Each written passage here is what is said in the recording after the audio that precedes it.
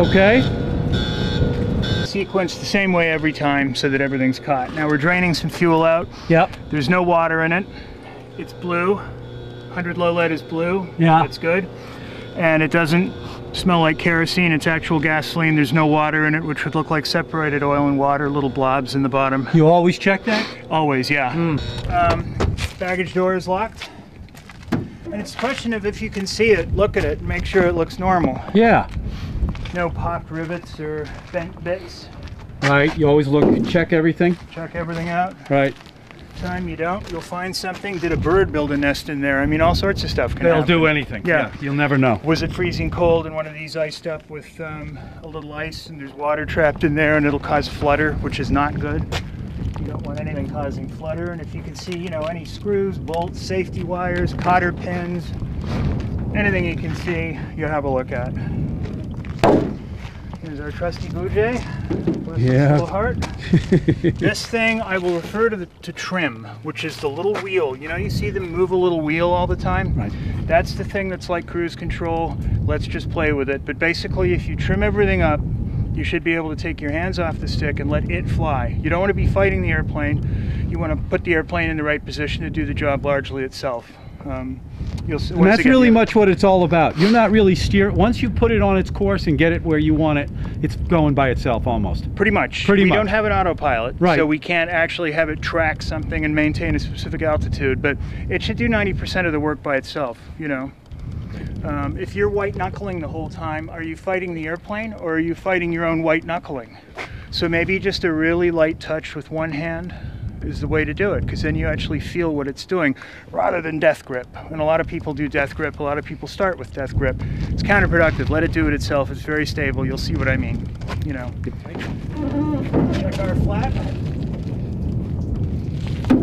Our flap's fine. Check our right aileron. 2, 4, 6 little pins. Make sure the control rod has a little bit of movement in it so it doesn't lock up. And that's good. Plastic. Is it cracked? No, it's fine. Fuel filler cap is on. This is a beautiful plane. I mean, you really have it. We trick it up. I mean, it's really good looking. It got repainted a couple of years ago in Oxford, Maine, funnily enough. What is this here? That's so birds don't make a nest in there because it's nice and warm. Oh, really? Basically. Yeah. We just check our cowl fasteners, make sure they're on. Heating stacks nice and tight. Wheel looks good.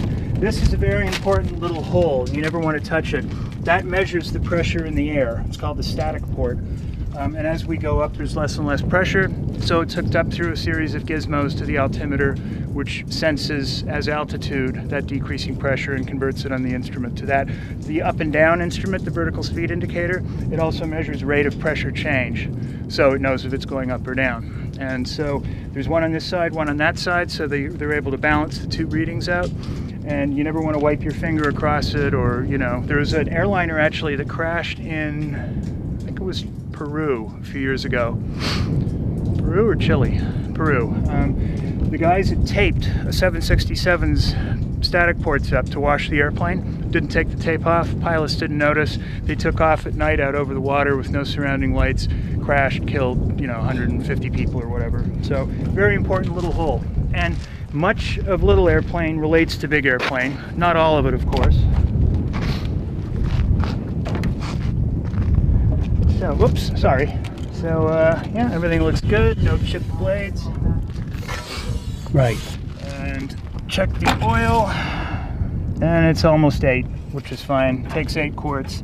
Tends to blow out the top quart and hover between 6 and 7. If you top it up to 8 the whole time, you just have to wash the belly of the airplane endlessly, which is vaguely annoying. Here's the other little hole. Yeah. Fuel filler cap is on. Most people have to use the step. I don't.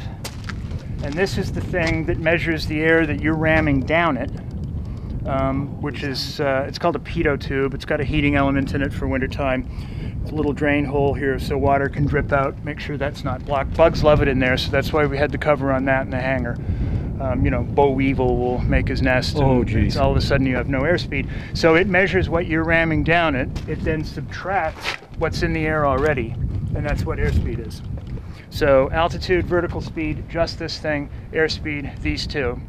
And then the other two instruments, the gyro compass and the artificial horizon, are vacuum driven gyros, and the turn coordinator thing is an electric gyro. So all different inputs. If you lose one, you still got something else. If you lose that one, you've still got these, you know, redundancy basically, which is quite good. Fuel drain hole, that's clear. Stall horn, little horn comes on if the airplane's going to stall, because it's measuring the air that can't make it over the wing. Oh, that's very can now cool. make it into that hole, and it makes the horn come off. Yeah. Pipers tend to have a little electric thing, similar sort of a deal. Yeah. But this is the most docile airplane in the world, as you'll see. So 2, 4, 6. Wiggle, wiggle. Yeah. We're good to go. All right. So hop in. Okay.